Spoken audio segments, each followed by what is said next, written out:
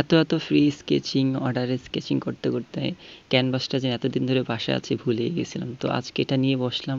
তো কিভাবে এই আর্টটা করলাম আজকে সেটা নিয়ে আপনাদের কাছে আসলাম। তো আশা করতেছি সবাই অনেক ভালো আছেন। ক্যানভাসটা অনেক দিন ধরে বাসায় ছিল, তো ভাবলাম কিছু একটা করি। তো টেক্সচার আর্টের কথা মাথায় আসছিল, কিন্তু বাসায় কিছু ছিল না। তো সকালবেলায় বেরিয়ে পড়লাম, চক পাউডার ঘাম নিয়ে আসলাম। তারপর এসেই বসে বললাম যে আজকে এটা কমপ্লিট করব।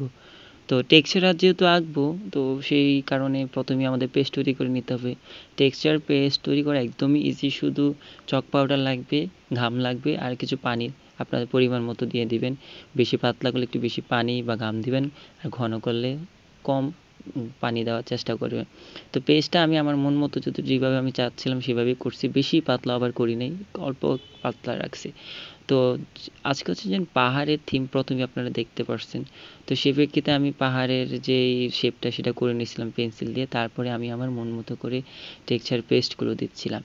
তো আমি এখানে বেশি পেস্ট ব্যবহার করি নাই, জাস্ট যে পাহাড় আলাদা আলাদা পাহাড়ের উপর সাইডটা একটু বেশি করে দিচ্ছিলাম যাতে বোঝা যাচ্ছে না এটা আলাদা একটা পাহাড়। তো ওই মিলে আমি আমার মন মতো করে প্রত্যেকটা পাহাড়ের উপরে টেক্সচারগুলো দিয়ে দিচ্ছিলাম, নিচের দিকে কম এবং উপরের দিকে বেশি, যাতে আলাদা পাহাড় বোঝা যায়। তো আই হোপ আপনারা বুঝতে পারছেন যে কীভাবে টেক্সচার আর্টে অ্যাপ্লাই করতে হয়। একটু বেশি ঘন যদি হয় তাহলে হচ্ছে যে আগে ঘাম ব্যবহার করে নেবেন, তাহলে ক্যানভাসে বসবে।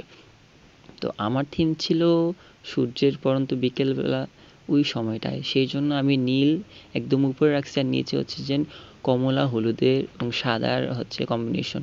যেহেতু পরন্ত বিকেল লাল আভাটাই বেশি থাকে, তাই আমার নীল কালারটা আমি একটু ফ্যাকাশে রাখার চেষ্টা করছি, বেশি গাঢ় দিইনি। সাদা দিয়েই আমি নীল কালারটা ফ্যাকাশে করছি এবং নিচের সাইডে আমি প্রথমে কমলা দিয়ে সেটাকে হচ্ছে সাদা কালার দিয়ে কম্বিনেশন করলাম। তারপর তার উপরে আমি হলুদ কালারটা দিয়ে হচ্ছে যে এটাকে আরও ব্রাইট করার চেষ্টা করছি, যাতে আরেকটু সুন্দর এবং লাল আভাটা বেশি বোঝা যায়। এতে কী হয়, আর্টটাকে আরেকটু সুন্দর লাগে। তো পাহাড়ের সাইডটাতে আমি আলো ছায়ার দিকটা একটু বেশি বিবেচনা দিছি, কারণ আমার মূল হচ্ছে এই পাহাড়টা। তো যে দিক দিয়ে সূর্য আমার দেখা যাচ্ছে ওই দিকে আমি হচ্ছে যে সূর্যের রশ্মিগুলো পাহাড়ে পড়তেছে সেই থিমটা রেখেছি, এবং বাকি সাইডটা আমি একটু ফ্যাকাশে রাখার চেষ্টা করছি। তো যেদিকে সূর্যের আলো পড়তেছে সেই দিকে আমি হলুদ, সাদা, কমলা এবং অ্যাম্বার কালারগুলো ব্যবহার করেছি, এবং উল্টা সাইডে আমি হচ্ছে সাদার এবং হালকা নীলের একটা প্রথম আস্তরণ দিয়েছি। এর পরবর্তীতে আমি কালো এবং খয়েরি কালারের একটা শেপ তৈরি করে যেটাকে অ্যাশ কালার বলি সেটা দিয়েছি। এবং যেহেতু বড় বড় পাহাড়, তুষারের বা বরফের যে আচ্ছাদ থাকে সেটা দেওয়ার চেষ্টা করার জন্য আমি এখানে সাদা কালারটা ব্যবহার করছি। তো আই হোপ আপনাদের ভালো লেগেছে আর্টটা।